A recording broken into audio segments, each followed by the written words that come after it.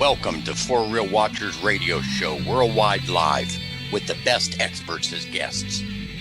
And with your hosts, Jerry Dean and Brett Warner. Expect bone-chilling and heart-pounding stories of paranormal, ufology, supernatural stories, and breathtaking encounter after encounter. Join us as we dive into the abyss of the unknown. Every Friday night, 8 p.m. Central and 9 p.m. Eastern, right here on the best paranormal network, Paranormal King Network. Dead between your eyes, pulling no punches. We'll see you on the other side. Be prepared for anything. Weak hearts dare not enter.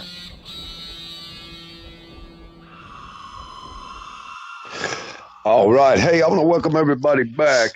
We are back live. We do this every Friday, 8 p.m. Central, 9 p.m. Eastern. We are For Real Watchers Radio Show, and we've got a great guest tonight. I am your host, Jerry Dean. And I'm your other host, Brett, and I want to thank everybody for joining us tonight. Now, Jerry, what we got going on tonight?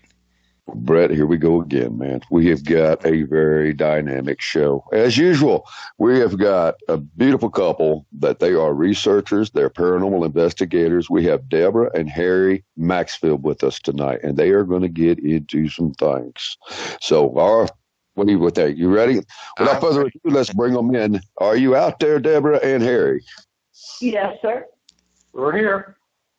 All right. And then y'all are in Texas. Yes, we're in San Marcos. All right. San Marcos, that's a pretty nice area. Yeah. A lot of college kids here, though. Well, yeah, definitely. I've got a few friends that live in San Marcos. That's a beautiful, beautiful place, though. It really is. Mm-hmm. But let's keep Austin weird, right? We talked about that earlier. Yeah. Keep Waco wacky. I know I said I wouldn't say anything about Waco, but wacky Waco and weird Austin. I don't know. Well, hey, it's great to have you guys on our show tonight. Too bad Robert couldn't make it. I wished he could have. Yeah, he lives an hour away. Oh, good Lord. Yeah. Well, we could have had him call in, but maybe next time we'll have him join us, maybe through Skype or calling in. But we'll talk a little bit about him behind his back tonight. I'm sure he'll like that. I'm sure he'll appreciate that, yeah. It'll be all good, Robert, if you're listening. Let me cut my own throat there for a second. No, just kidding. So, hey, what have y'all been up to? I mean, you've got a whole hour to learn everything and anything about y'all, what you want to talk about. It's an open stage. Have at it. Number one, let's get into, how long have you been in the paranormal? I've been in it for about 45 years. Oh, my God. 45 years. Yeah. Well, Brett, we're blown away. Yeah, 45 years. That's going back before paranormal was cool. I know. Yeah. My mom, actually. That's back when people were keeping that stuff to themselves because they'd get laughed at. I was called Ghost Boy when I was a kid because some things happened when some kids stayed the night at my house. And, I got around high school. No, it was grade school. Oh, that's Ghost Boy. Oh, man. You're talking about get back in the closet as quick as I could. You didn't talk about paranormal back in the day. So it's really cool. It's taken a change throughout the years. And you guys were there back in the days when it really wasn't that really shined upon, was it? No, because, with my mom and my mom's mom, my grandmother, I mean, they believed anyway. So if my mom and I were driving out in the car and she would see like an abandoned house and that's where we were going, we didn't have any equipment or anything like that. We would just go in the house. So, and just lucky that we didn't get arrested. But, It started with a B&E. Okay. Yeah. Okay, so we're talking to criminals, Brett. Yeah. Because my dad was in law enforcement, so, if we got caught or something, he'd probably, keep us in jail. Oh, he wouldn't give you a free pass. Come on, it's your dad. Yeah. It'd be one of those, take them and put them in prison. Lock her up. Yeah, he'd be chewing us out. Like, what the hell were you thinking? Well, if he's anything like my dad would convince them, keep him for the weekend. I don't care if he's 12. You know what I'm saying? Dad, Yeah, but no, please, Dad. I just broke the how's it gonna curfew. hurt? I mean, here I am, a young kid, and I'm with my mother, so it's her to blame, not me. I just went along for the ride. Well, what a bad influence she was, huh? Just to lock her up, too. Mm-hmm. Well, so it started at a very young age then for you. How about you, Harry? When did it start for you? It started for me when I met this troublemaker, and that was like 16 years ago. Yeah, 16 years ago. Yeah. So we would just go out on day trips and rides and stuff like that, and she always had to find something that was haunted or paranormal or something along that line had to be part of the itinerary all the time. So she drug you into it. Yeah, she drug me into it. Then you caught the bug. You liked it. Yeah, I liked it, and I kind of pushed her into forming the group because she just wanted to keep doing, like go someplace and find something, that's haunted or paranormal, but you run out of those just kind of wandering around concept type of thing. So I encouraged her, if she wants to keep doing it or do it actively, then why not form a group and actually work at it?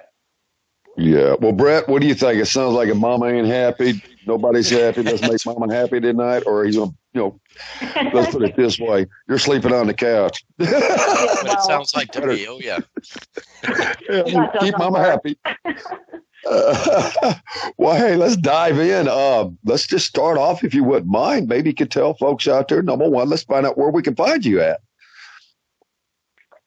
We're at Greater Texas Paranormal Society out of San Marcos, Texas. And like Harry said, I mean, I've been doing this a long time. But, if anybody, needs us, you can shout out my number if you want, and they can give me a call. We have a website, www.greatertexasparanormalsociety.com.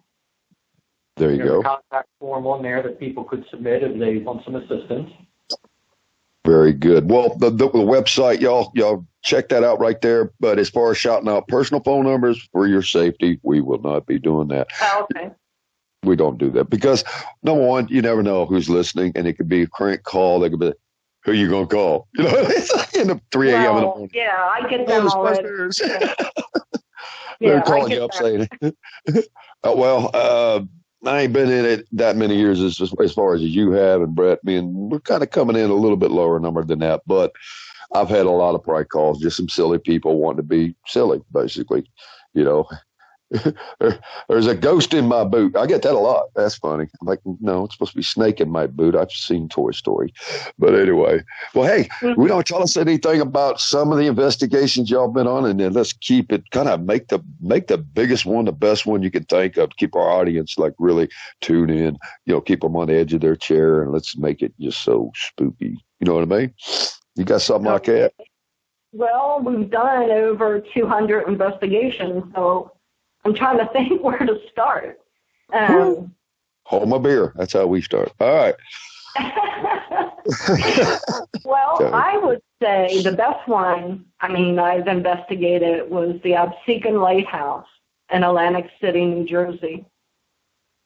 We had the place, we were locked down there, and with all of our equipment that we had set up and everything, we did our research on the lighthouse keepers and everything. And I was going down the list of names, is John here, light this up. So I finally got to the first lighthouse keeper, and, our equipment lit up and everything. I did see a shadow figure there. I would say that would be the best one. Anytime I would ask, anything from his name, what was his name? Samuel, maybe? Yeah, Samuel. Could you light up the light because it's really dark in here for me, and the light would light up until I got to the next landing. I'm like, okay, you can shut it off now. I'm safe. It would shut off. It was really a great investigation towards, any businesses. We mostly do house investigations because people think that their loved one is still there, And I would say 90% of the time they're not. You know, Right. we always find somebody else there, you know. Or something else there, correct? Or something else, yeah. Or nothing else. Or nothing else. Or nothing else. Yeah, because sometimes we'll have to go back a second time just in case we missed anything the first time. Maybe we'll get it on the second, you know, investigation.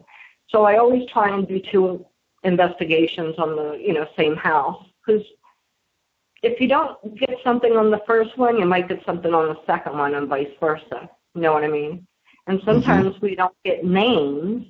You know, we just get like, hi there, or I'm here, or, you know, on our recorders and stuff, but we don't necessarily get names all the time, or why they're there, or, you know, what happened to them, or, you know, anything like that.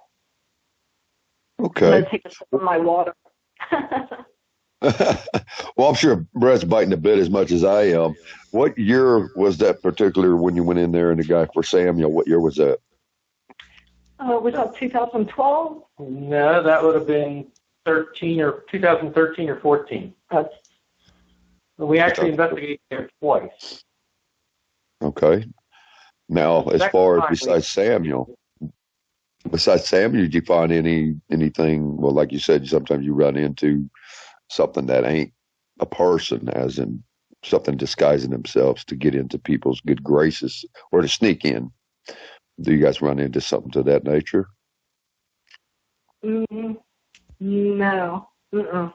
Well, there was another interesting thing with the Lighthouse. The second time we investigated there, which was about a year later, we didn't get the Samuel interaction or anything like that, but we were upstairs in the main building, which is now has a museum and a gift shop and stuff like that, alongside the Lighthouse Tower, and we're up in the conference room.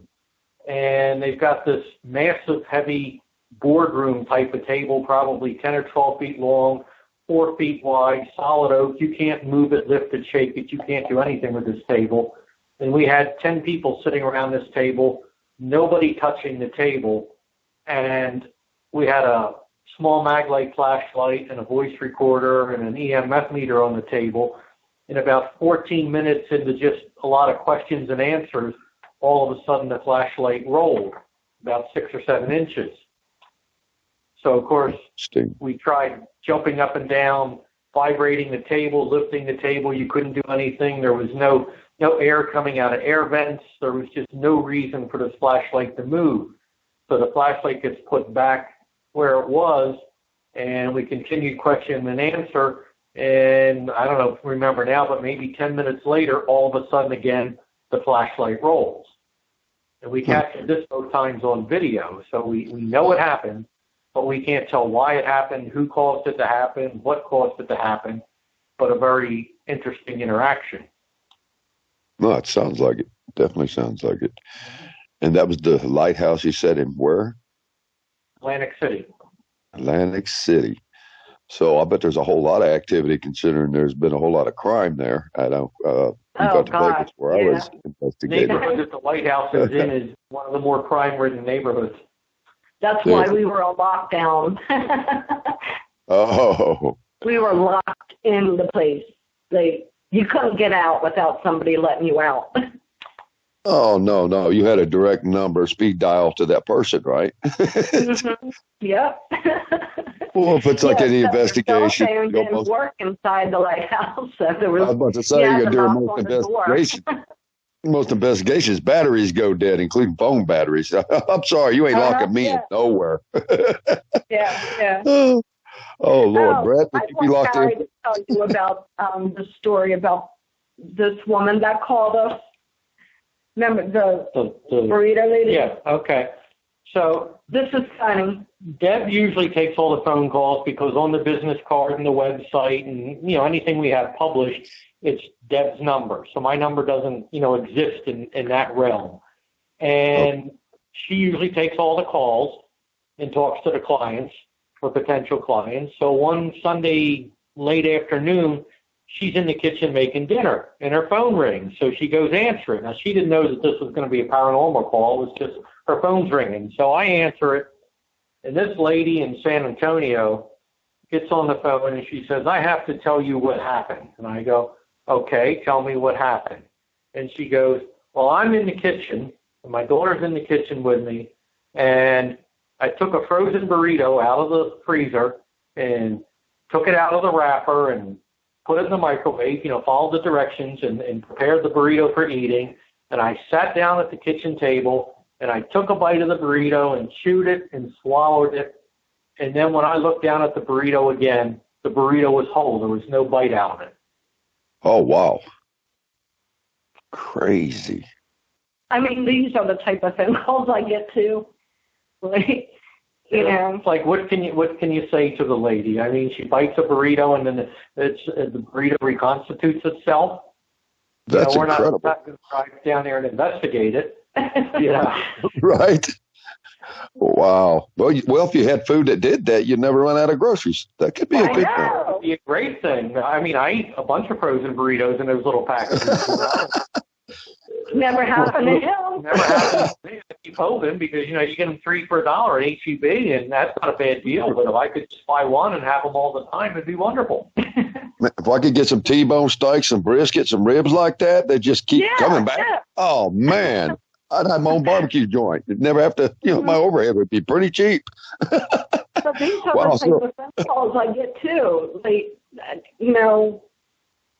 some of these cases too, like you have to play psychiatrist or you have to, like, it's weird. It's just weird. But what I usually do is meet with the people first and see if I'm going to take the case, to see if it's worth doing, because we don't charge, we do this, at our leisure, so, but a lot of times I'll get calls, so you have to come tomorrow night. No, I have a life, too. I can't come tomorrow night. And this is what I usually do. I meet with the clients first. If you want to do that, that's fine, because I want to know what I'm getting myself into, for a safety reason. Exactly. So, I don't know who I'm meeting. They don't know me. I don't know them. But. No, we've asked a lot of our investigators. We've asked a lot of our people that's been on here, a lot of investigators, researchers, things to that nature. What is your protocol as far as, do you have a battery of questions? A lot of them will interview, over the phone first and then follow up with another interview, maybe face to face, but not actually in the house until you can, get a little history on the person, a little history on the house, because you can run into some pretty crazy people out there. Mm-hmm, and we've had some that's actually told stories, and I'm thinking, man, Patch Adams all over again. You know what I mean? It's, that's why I like screening them first. Like, I'll go to their house and I'll meet them, and I have a 4-page questionnaire that, I fill out. I ask them the questions and everything, and then try and find out, exactly why they want us to come investigate, or they're on any medications, or, do they drink? Because a lot of your medications, too, if they're hallucinating or anything, I want to know what medications they're on. They could be counteracting, what they're saying, Or they could be druggies. Yeah, we had some drugs. Yeah, drugs. I'm about to say it could be peyote. Yeah. Well, that explains it. Yeah. Because one guy, he's like, oh, I see a demon.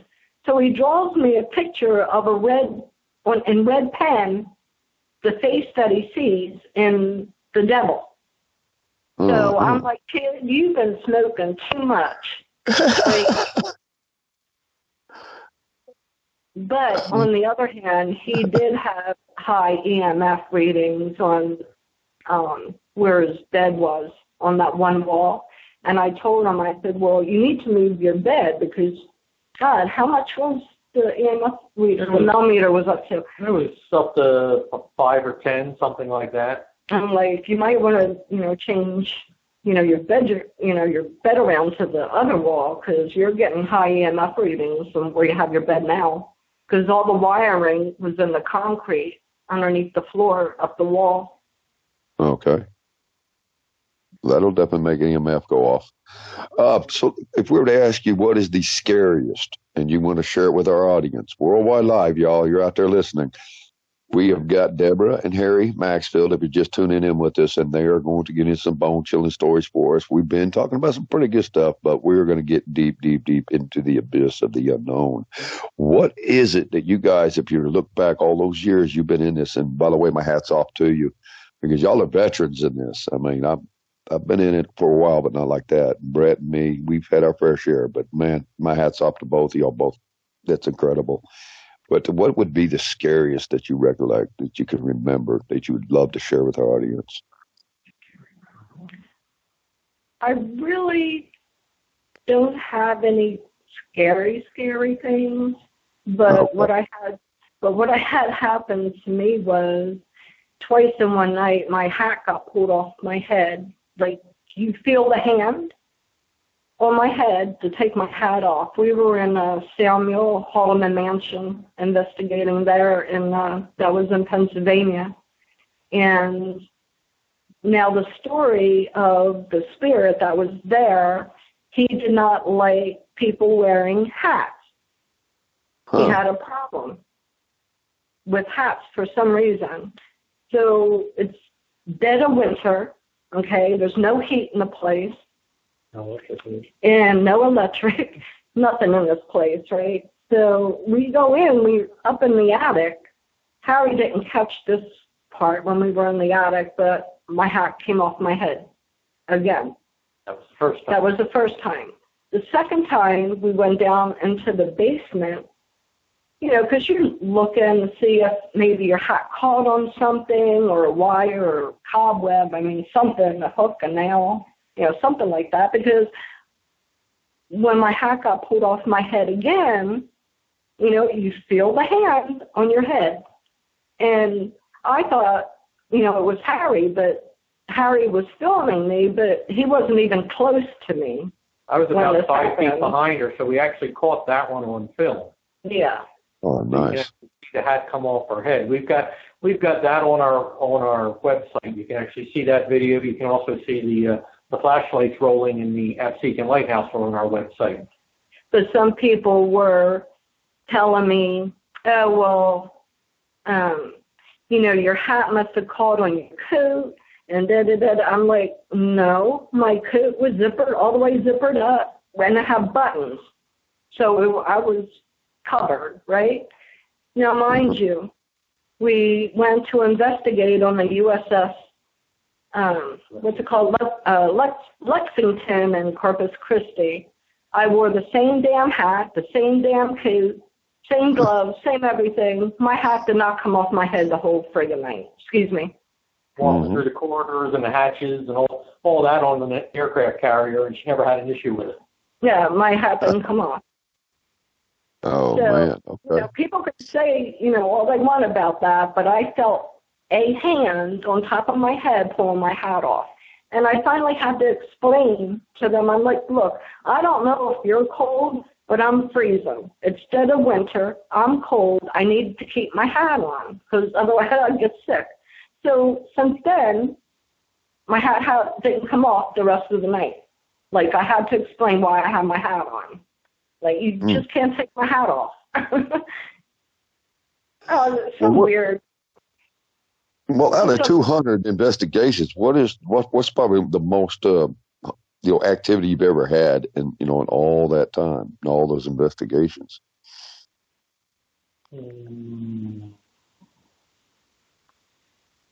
Well, probably there could be one investigation in San Antonio where we caught several EVPs that were very listenable. You know, you could hear them with no problem. And again, we had 3 or 4 people in the room, and everybody caught same EVP on their recording devices. So, you know, we actually had multiple sources to compare it to.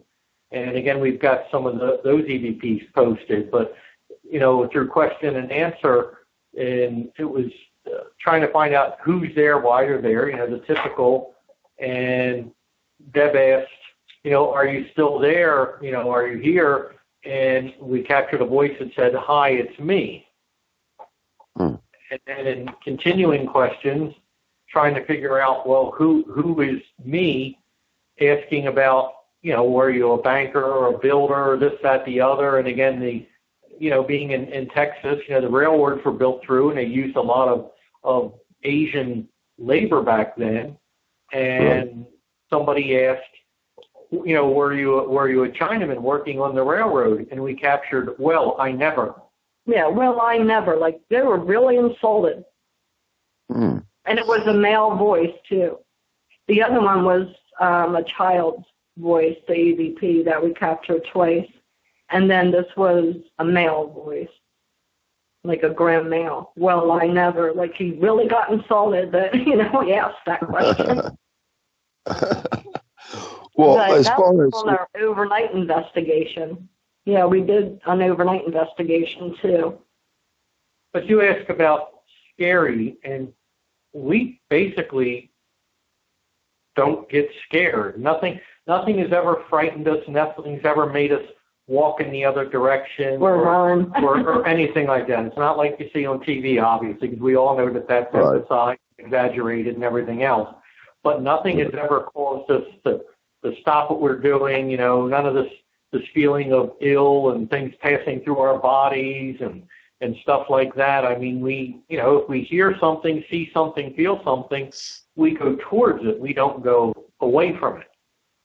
So, right. I mean, you can't really say that we've had any scary encounters. I mean, nothing of that nature.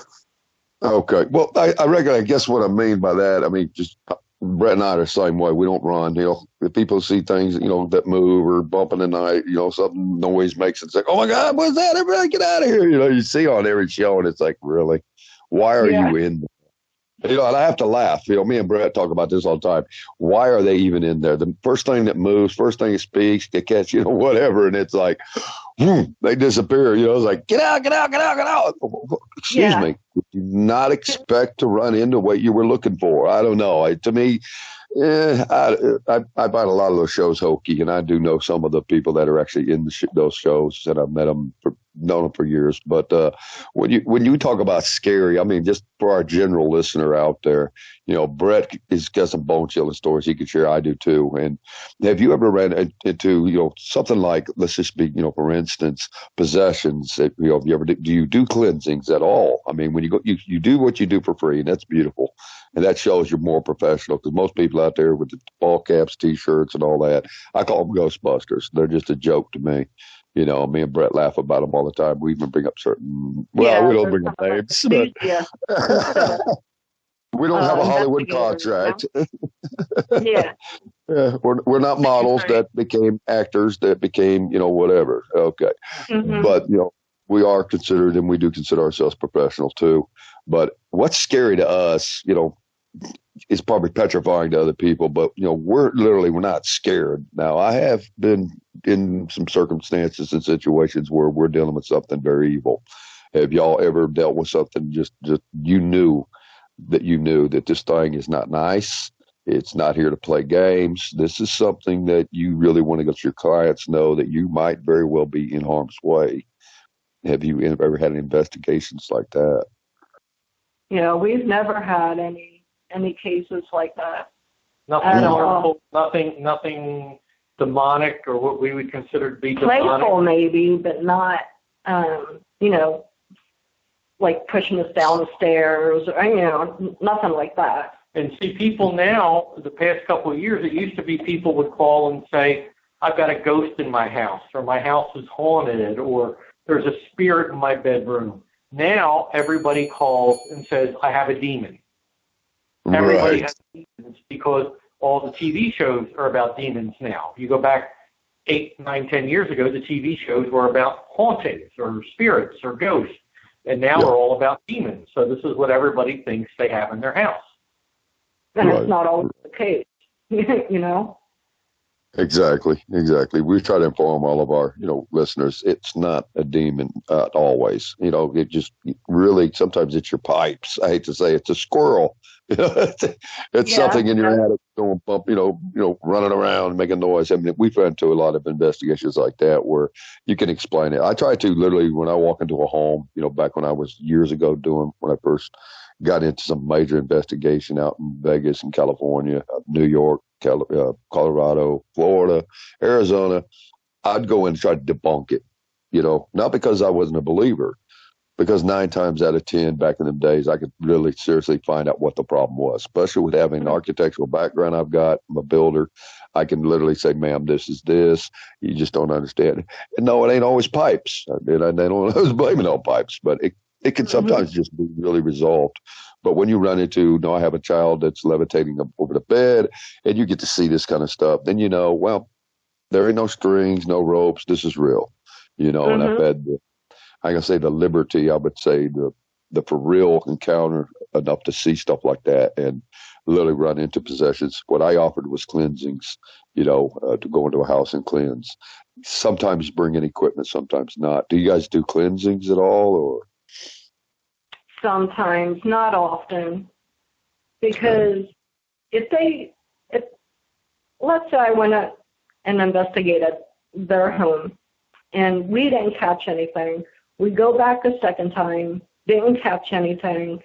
Because most of the time, too, it has to do with the land. You know about the land here in Texas. I mean, your house could be over burial grounds, for all we know. So Absolutely. What I try and do is maybe offer them the choice of maybe having a clergyman come in and cleanse their house for them, or, and bless their home, stuff like that. But sometimes I would, but I really don't feel comfortable. I'm not going to do something that I feel uncomfortable with. You know what I mean? I'd rather have them get like a clergyman or from their church or, a beacon, something. Or I say deacon or deacon? Deacon. Deacon. Yeah, I can't talk now. To come into their home, because most of the people, are Catholic and they go to church and stuff. So, maybe they can find somebody from their church to come in to do it for them. Or they ask that if there is evidence of something there, can she cross the spirit over? And we tell them that the one thing is, can try to cross them over, but we can't prove that they crossed over. There's no way to show that spirits actually moved on. The only is if nothing happens after that, you can assume the spirit moved on, but you can't prove it. Right.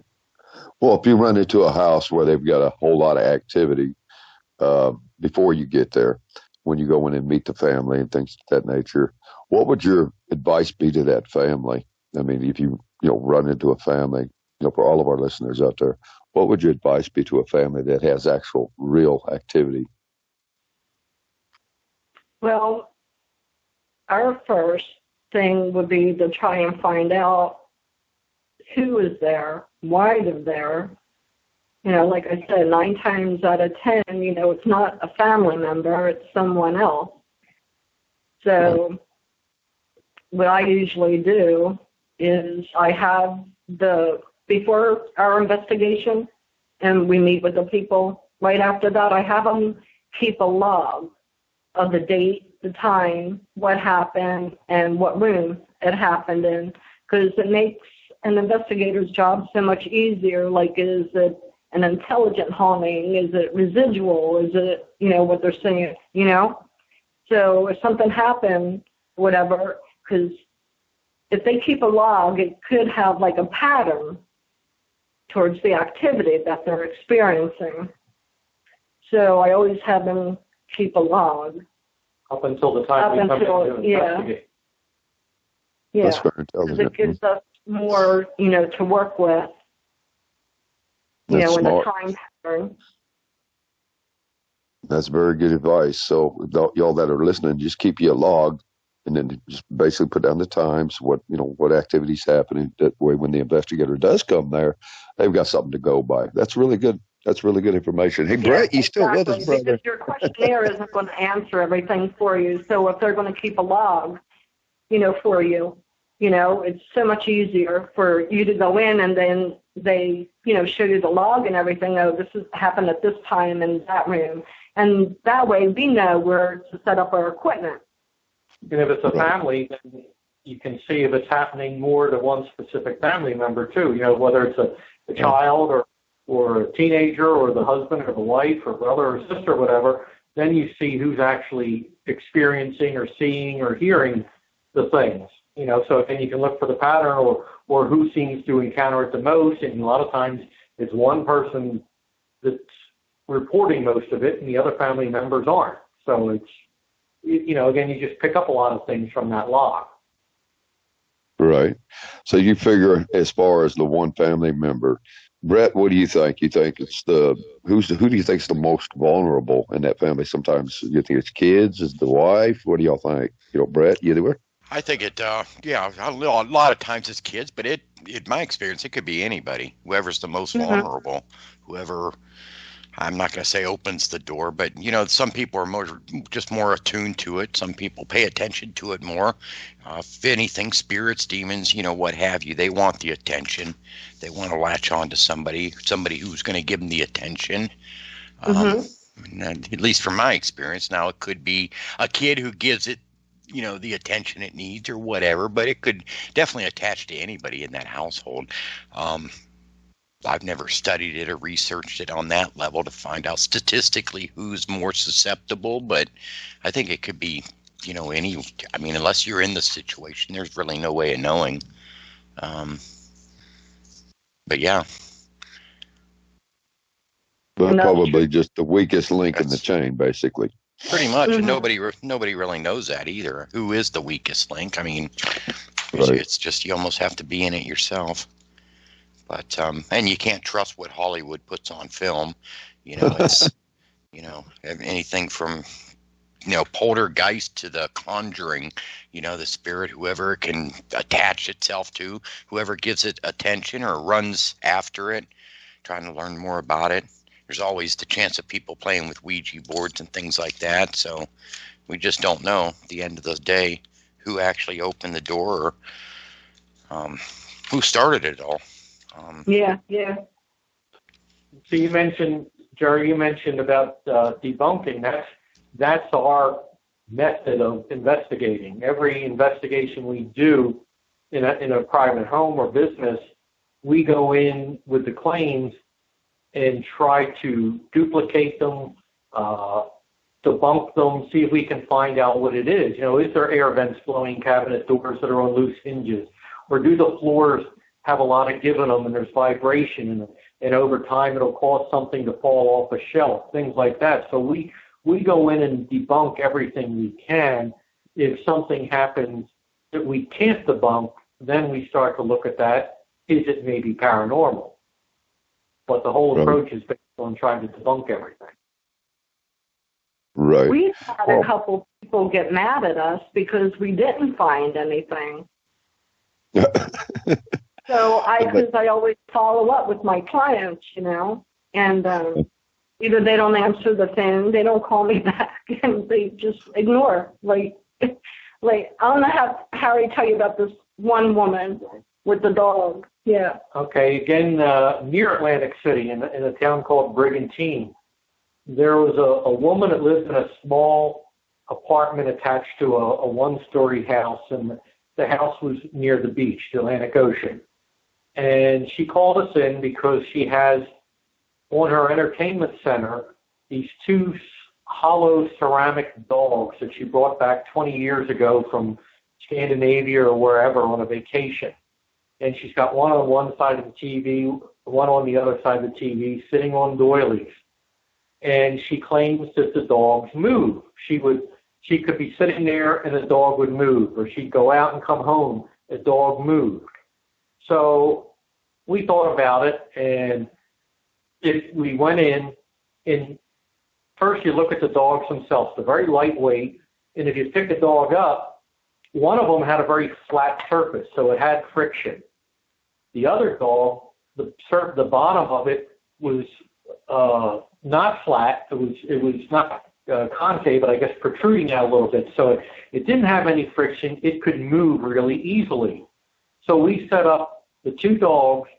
We put a tape mark on the table, a tape mark on the dog in the corresponding position. So then we had a video camera looking down at it. We had a video camera looking across at it, and you could see if that dog that had more potential to turn actually moved. And yes, the dog would move, but the dog would move if you walked across the floor. The dog would move if you touched something. It just would react to vibration. So then we took the TAPS app, which we had on a tablet, and it has a seismograph function in it. And we found that that entire apartment had vibration in it. I mean, she had a big, heavy cast iron stove in there. Why in that little apartment, I don't know. But she had this big, old, heavy cast iron stove. That was vibrating. Her coffee tables vibrated. The floor vibrated. Everything in that apartment was vibrating. So that, to us, is why that dog was moving. So after being able to document the dog moving, we go home, and again, we go through all our video and our audio, and we didn't capture anything else except we could see the dog would move. And again, I could tap on the tabletop and make the dog move. I mean, you could do it. So we thought about it, and I tried to figure out, well, where's the vibration coming from? Well, she's about 400 yards from the Atlantic Ocean. So is it wave action that's causing vibration in the ground? So in Philadelphia, there's a prestigious science institute called the Franklin Institute, and they got all kinds of, wonderful people there with PhDs and this and that and the other. So I tried to identify somebody in what I thought would have been the right area and email them and just explain to them, my interest was, could you have wave vibration in a home that's 400 yards or so away from the ocean? And they responded back and they said, absolutely. They said the waves rolling in and crashing on the beach is causing vibration, and that's what's probably causing all the vibration in the home. And this person pointed out that their instruments, that the professionals use, they can measure the wave vibration all the way out in the center of the United States from the waves on the East Coast. I mean, that's, what they have in terms of sensitivity. So the answer was yes. As far as we're concerned, the waves are causing vibration. Vibration causes one dog to move and not the other one, because the other one was flat bottom and had a lot of friction to it.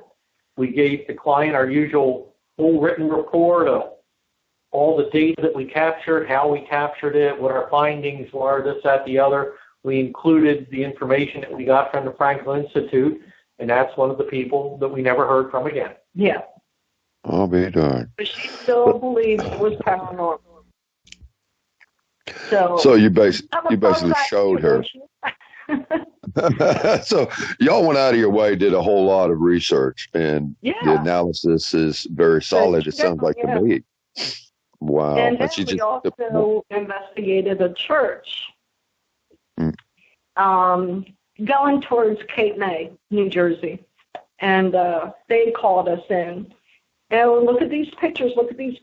That had like a blue lighting, and they called it Mr. Blue. Big Blue. Yeah, Big Blue.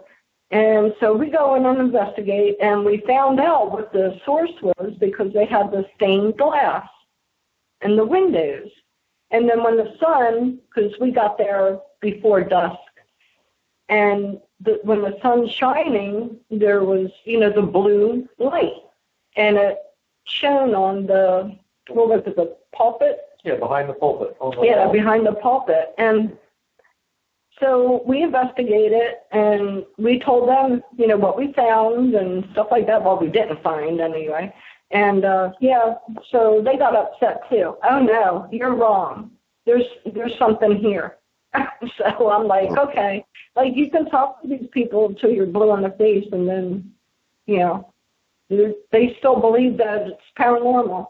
They still have somebody in there. And they'll just call another team to come in and do an investigation. They shop for answers, and that's why a lot of times we'll get calls from potential clients, and sometimes we actually go so far as to meet with them, and when we're sitting there, we find out that they also contacted one or two other groups, and they've got upcoming investigations with them, and we'll just say, sorry, we're not going to get I won't do it, Then whoever came out, you need to call them again to come out. Because I won't do somebody else's case. Right. Right. Well, I mean, it Like I sounds said, like you guys are 100. Y'all are 100% above board. Y'all are honest people. I like that. That's really great because, again, I'm the same way, Brett. I know you are too, and it's there could be a very, very logical reason why that, like you said, the dogs move, the blue light, the window, blah blah blah. Any of this could be, if people that are listening right now don't always think it's paranormal, and yeah, the thrill, the rush, oh, I gotta go, tell your friends, whatever. But the truth of the matter is, sometimes it can be explained, and kind of again takes away the excitement. Oh man, I thought I had no, and a lot of people I've run into that too, where they're like just denial. It's like, no, it is. I know what I heard. I know what I see. Well, we just showed you what it is. You got us in because you wanted to know. I'm sorry it ain't the answer you were looking for, but there it is in a nutshell. That's why that's happening.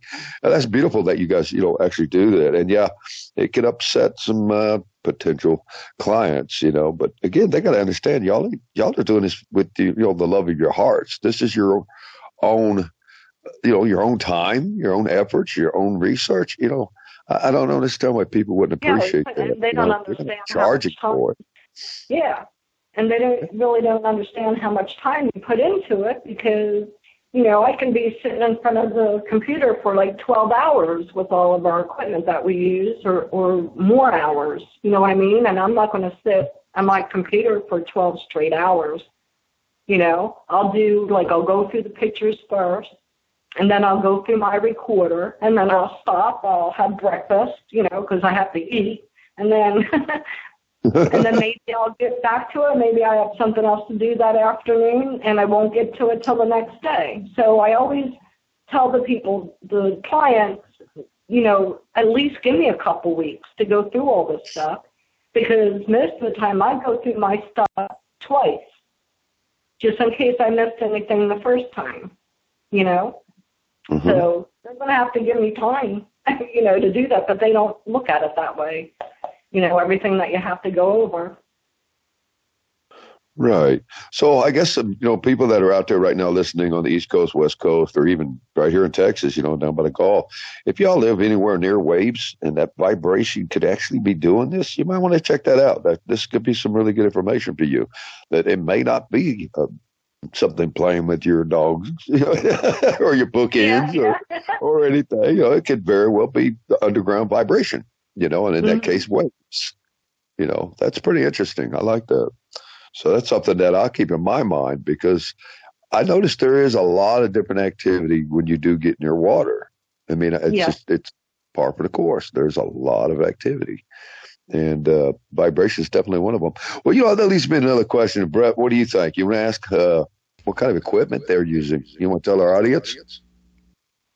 Well, we use a lot of the standard equipment, the EMF meters, whether it's a K2 or a Mel meter, digital cameras, digital video, digital voice recorders.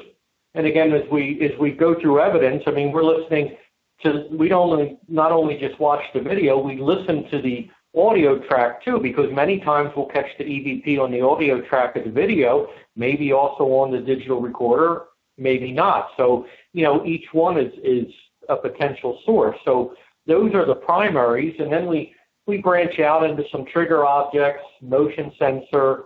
We recently picked up an SLS camera, and a spirit box. Body cam. Again, that's, we have a body cam, which again would be, for video and audio. So that's our typical equipment. And this is just my personal opinion, tend to favor the basics. Again, if you can record a voice on a voice recorder, there's no manipulation involved. It's there or it's not there. What caused it? Who knows? You got to go through all that. But if you capture some sort of a response to a question, it's there. If you take video and you can capture, again, something moving, like those flashlights or the hat coming off her head, or some other object moving, like the dog, stuff like this, it's there. It's not fabricated. It's not manipulated. Same thing with still pictures. If you capture something, that to me is the best evidence. I have a hard time with the concept that you see on the shows, especially now, where if you've got a spirit, say it's somebody that was 50, 60 years old and died 20 years ago. Well, they don't have knowledge of current electronics, or even if you go back to the older historic homes and you're looking for somebody from back then, and these shows are saying people have the spirit, have them manipulate that device, have the spirit make the ovulus spit out words. Well, in my mind, that's not possible, because the spirit from 1900 has no concept of electronics, has no concepts of computer chips or synthesizers or anything else. I don't buy into those devices. Because to me, it just doesn't make sense. You know, Right. if you ask the spirit to roll the flashlight and the flashlight rolls, again, then it was some energy by it, but you can actually see it happening. Maybe it's explainable, maybe it's not. But you capture it, you can document it, you can show the client that. But all of this, have the spirit manipulate this electronic device, have it manipulate that device, I just don't know that that's really possible. And it's That's an kind of interesting point. What I usually do too is I'll explain the equipment to whatever spirit that's listening.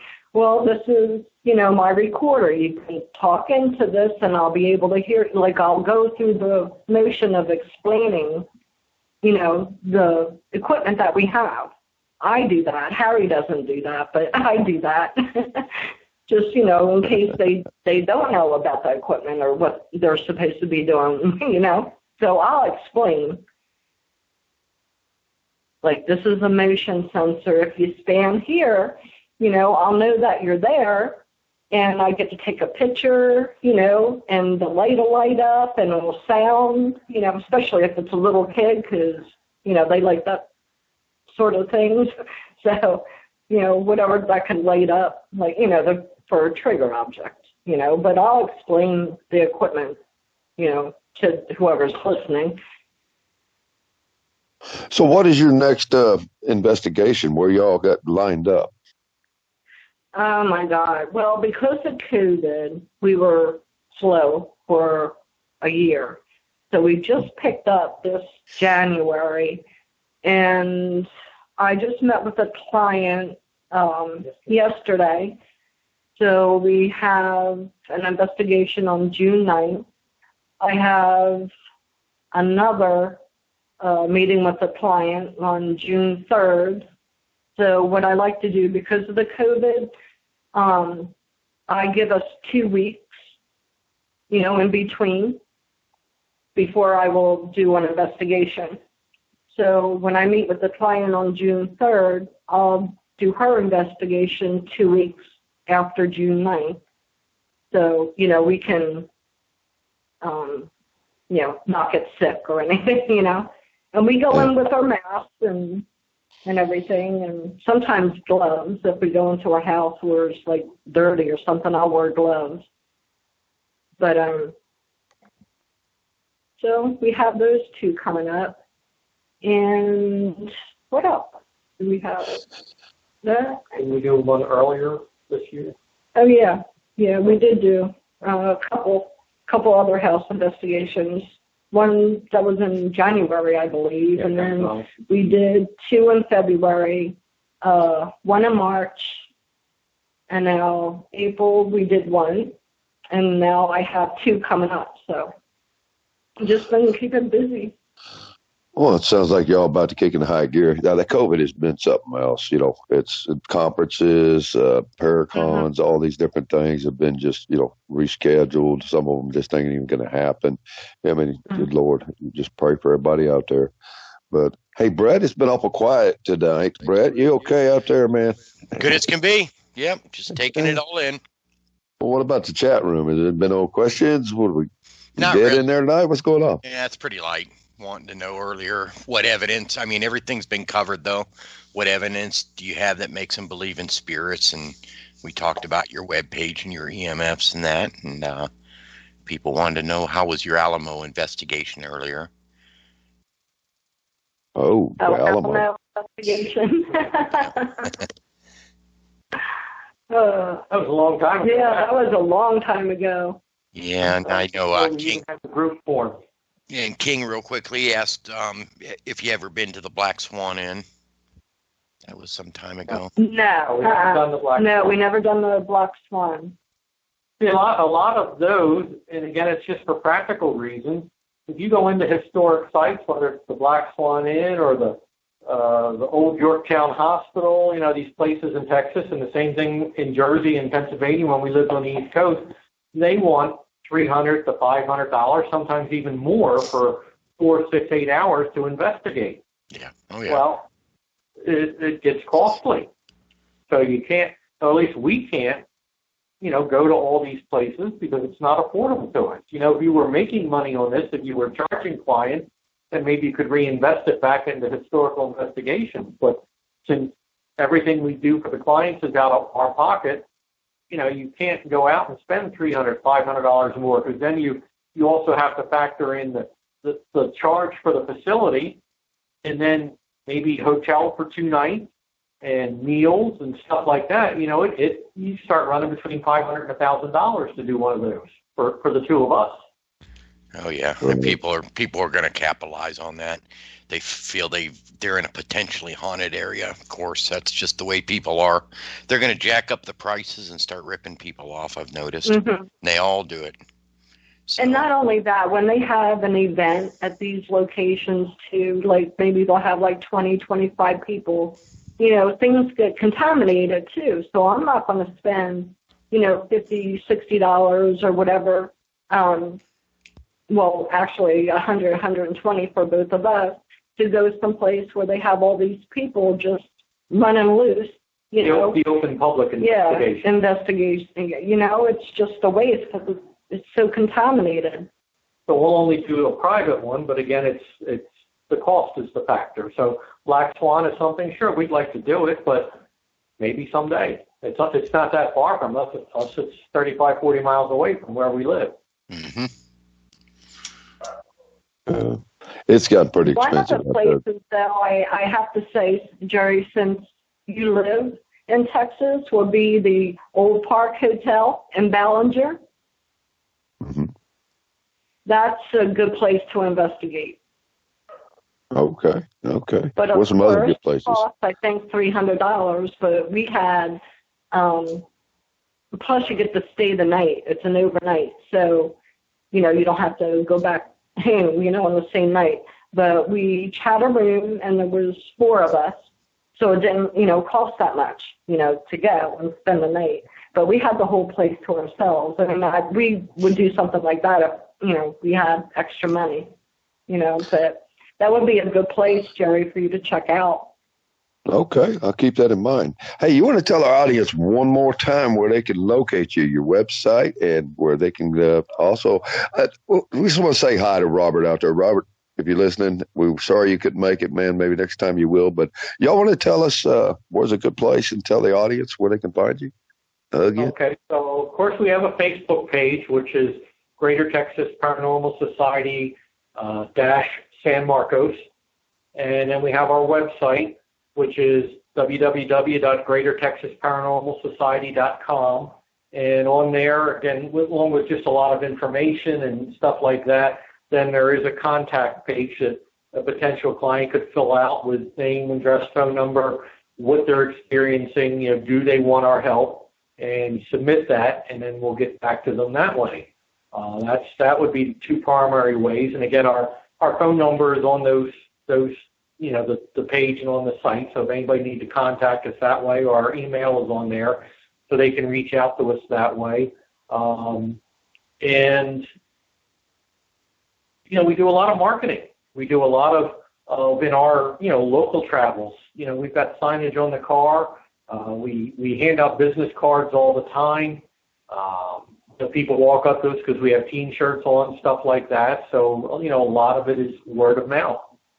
And we try, unfortunately, for people listening to shows like this, we try to limit our travel to within 75 miles of San Marcos. Again, just because of the time involved, meetings with the client and investigation time and this, that, the other, we try to stay within 75 miles. It's not to say we wouldn't go further if we think it was justified and worthwhile, but that's our kind of our circle of coverage, for our investigation. So it takes us, north up to maybe Georgetown a little bit further and down to the other side of San Antonio, out to Fredericksburg, and out the other way to like Gonzales. And that's our primary focus for helping people.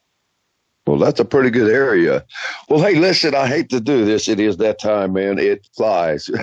We'll warn you ahead of time. That hour will just zip right by. But I want to recommend anybody out there right now listening, if you have a problem, these are legit investigators. You can just tell by the way they do their research. They're thorough, and they're honest. And that's a beautiful thing. So we at For Real Encounters, we would like to recommend them. If you're in Texas within that 75-mile radius, y'all give Deborah and Harry Maxfield a call. You can check them again. And I tell you what, it's been an honor, a privilege to have you on here. But I tell you what, Brett, what do you think, man? I want to thank both Deborah and Harry for coming on tonight, and Robert, wherever you are.